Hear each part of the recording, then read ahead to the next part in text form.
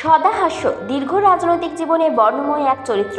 রাজ্যের প্রয়াত মন্ত্রী সুব্রত মুখোপাধ্যায়ের বিশ্বস্ত অনুগামী হিসাবেই পরিচিত ছিলেন শিল্প শহরের মানুষদের কাছে। দুর্গাপুর নগর নিগমের প্রাক্তন চেয়ারম্যান মৃগেন্দ্রনাথ পাল না ফেরার দেশে চিরকালের জন্য পাড়ি দিলেন।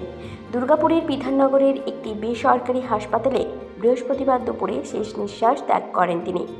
5-6 দিন আগে শারীরিক অবস্থা খারাপ হওয়ার কারণে ওই হাসপাতালে ভর্তি হয়েছিলেন মৃগেন্দ্রনাথ বাবু। দুর্গাপুর নগর নিগমের 8 নম্বর ওয়ার্ডের বিদায়ী কাউন্সিলর ছিলেন তিনি। পরপর দুবার পুরপিতা হিসেবে নির্বাচিত হয়েছিলেন মৃগেন্দ্রনাথ পাল। রাষ্ট্রায়ত্ত মিশ্র ইস্পাত কারখানার কর্মী ছিলেন তিনি। মৃত্যুকালে তার বয়স হয়েছিল 76 বছর। দুর্গাপুরের বেসরকারি হাসপাতাল সূত্রে জানা গেছে, দুরারোগ্য ক্যান্সার রোগে আক্রান্ত হয়েছিলেন মৃগেন্দ্রনাথ পাল। বেশ কিছুদিন ধরেই তিনি ভুগছিলেন। অত্যন্ত আশঙ্কাজনক অবস্থায় হাসপাতালে নিয়ে আসা হয়। বৃহস্পতিবার বিকেল 5টায় প্রথমে তার মৃতদেহ নিয়ে আসা হয় দুর্গাপুর নগর নিগমে। সেখানে প্রশাসক মণ্ডলীর চেয়ারপারসন অনিন্দিতা মুখোপাধ্যায় সহ অন্যান্য কাউন্সিলর, দুর্গাপুর প্রেস ক্লাবের সাংবাদিকরা এবং বহু সাধারণ মানুষ শেষ শ্রদ্ধা জানান। এরপর তার মৃতদেহ নিয়ে যাওয়া হয় তার বাসভবনে। আমি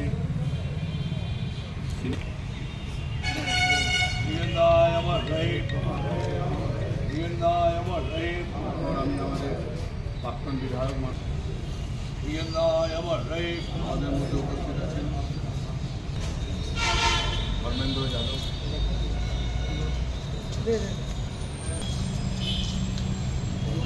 অত্যন্ত সিনিয়র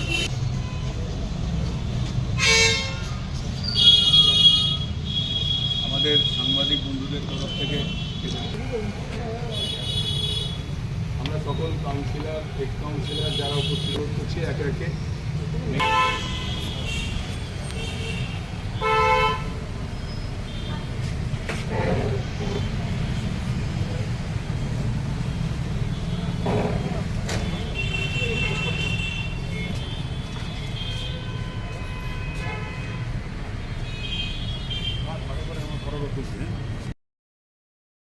অত্যন্ত দুঃখের দিন। আমাদের দুর্গাপুর মিউনিসিপ্যাল কর্পোরেশনের প্রাক্তন চেয়ারম্যান মাননীয় মৃগেন্দ্রনাথ পাল মহাশয় আজ গত হয়েছেন।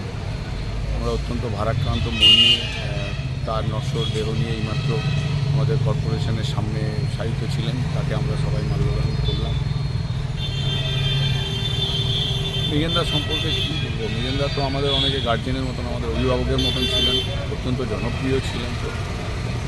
কর্পোরেশনে খুব দক্ষতার সঙ্গে তিনি তার যে দায়িত্ব ছিল সেটা পালন করেছেন এবং আমরা মৃগেন্দ্রর কাছ থেকে অনেক যারা কাউন্সিলর ছিলাম, যারা বিভিন্ন দায়িত্বে ছিলাম, তারা মৃগেন্দ্রর কাছ থেকে সবসময় সাহায্য করেছে। দুর্গাপুর থেকে কৌশিক বাসুর রিপোর্ট, 99 নিউজ বাংলা।